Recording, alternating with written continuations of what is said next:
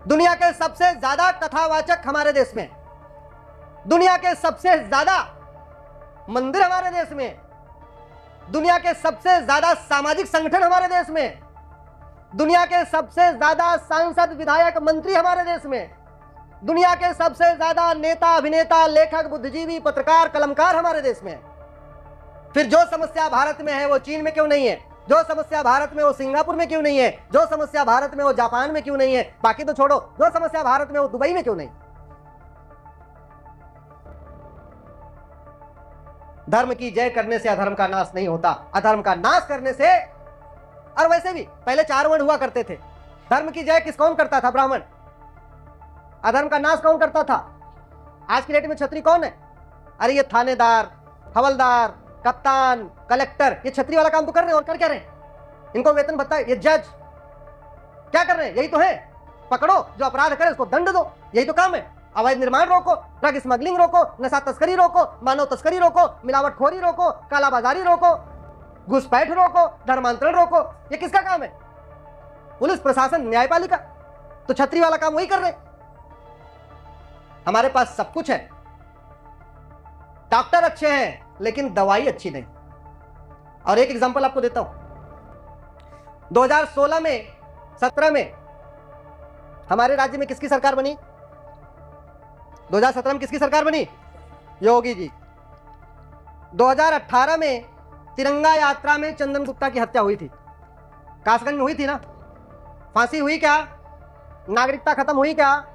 100% संपत्ति जब्त हुई क्या? डॉक्टर तो अच्छा है लेकिन क्या गड़बड़ है? दवाई। डॉक्टर अच्छा है लेकिन दवाई। और याद रखिएगा, डॉक्टर बीमारी ठीक नहीं करता, ये गलत परसेप्शन है। दवाई बीमारी कौन ठीक करता है? दवाई। शरीर में डॉक्टर जाता है, दवाई जाती है। शरीर में इंजेक्शन जाता है, शरीर में टैबलेट जाती है, शरीर में वैक्सीन जाती है, शरीर में कैप्सूल जाता है। तो बीमारी कौन ठीक करता है? डॉक्टर या दवाई? दवाई। 2000 योगी जी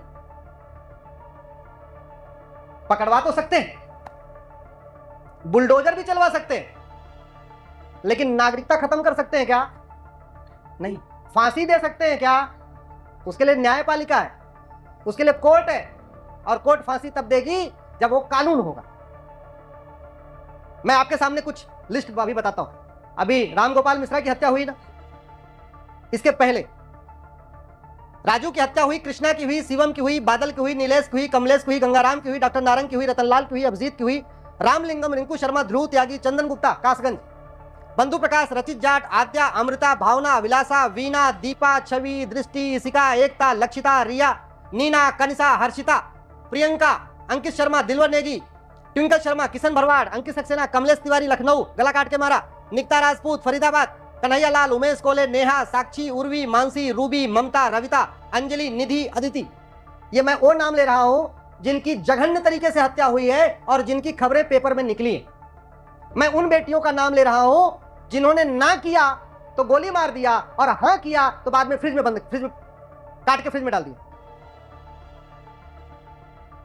उनका नाम ले रहा हूं जिसने कभी भजन गाया तो उनके ऊपर हत्या हो गई, कभी शोभा यात्रा निकाली तो हत्या हो गई। इसमें से किसी हत्यारे को फांसी हुई? जोर से बताइए। किसी हत्यारे को आजीवन नागरिकता खत्म हुई? जब नहीं हुआ तो भय कैसे पैदा हो, कानून का खौफ कैसे आएगा? इसलिए मैं कहता हूं दुबई में हिंदू मात्र 15% है, मात्र 15%, फिर भी अपने आप को सुरक्षित महसूस करते हैं, और यहां 80% है फिर भी कई बार असुरक्षित महसूस करते हैं। तो 2 कारण है, एक संगठित नहीं है और दूसरा नियम कानून घटिया। नियम कानून बदलना जरूरी है।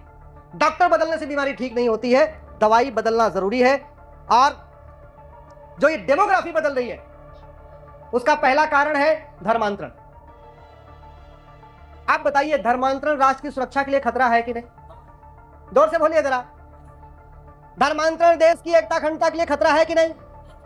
धर्मांतरण देशद्रोह है कि नहीं? धर्मांतरण एक संगठित अपराध है कि नहीं? ऑर्गेनाइज्ड क्राइम है कि नहीं?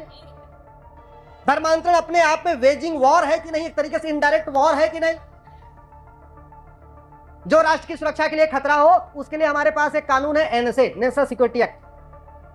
जो देश की एकता अखंडता के लिए खतरा हो उसके लिए हमारे पास एक कानून है, यूएपीए। अगर कोई वेजिंग वॉर कर रहा है, भारत की डेमोग्राफी बदलने की कोशिश कर रहा है, वो वेजिंग वॉर है, उसके लिए हमारे पास सेक्शन है वेजिंग वॉर, जिसमें आजीवन कारावास, फांसी की सजा होती है। जो देशद्रोह है उसके लिए भी धारा है, संगठित अपराध के लिए धारा है। यूपी में गैंगस्टर है, गुजरात में गुजकोका है, महाराष्ट्र में मकोका है, हर राज्यों का अपना अपना कानून। मैं आज आपके इस पवित्र भूमि से कहता हूं, जिस दिन हमने धर्मांतरण कराने वाले मिशनरियों, जिहादियों और उनके मददगारों के खिलाफ 5 धारा लगाना शुरू कर दिया, एनएसए, यूएपीए, वेजिंग वॉर, देशद्रोह और गैंगस्टर एक्ट, मैं गारंटी के साथ कहता हूं पूरी तरीके से धर्मांतरण खत्म हो जाएगा, बंद हो जाएगा, 100% बंद हो जाएगा। धर्मांतरण को रोकने के लिए आपको फंडिंग रोकना पड़ेगा, क्योंकि धर्मांतरण आज की डेट में सबसे ज्यादा प्रॉफिटेबल जॉब हो गया। और पूरे रिसर्च के बाद बता रहा हूं, मेरी पीआईएल चल रही सुप्रीम कोर्ट में धर्मांतरण को रोकने के लिए। धर्मांतरण कैसे हो रहा? आदमी ड्राइवर की नौकरी करेगा, कितना कमाएगा महीने में? 15,000 20,000। इंजीनियर बन जाएगा, कितना कमाएगा महीने में? 50,000 रुपए। एमबीए कर लेगा, 50-60,000, 1 लाख रुपए। धर्मांतरण कराने वाले 4 से 5 लाख रुपए महीने कमाते। एक परिवार का 1 लाख मिलता है, और महीने में 4-5 परिवार को ढूंढना बहुत मुश्किल काम नहीं है।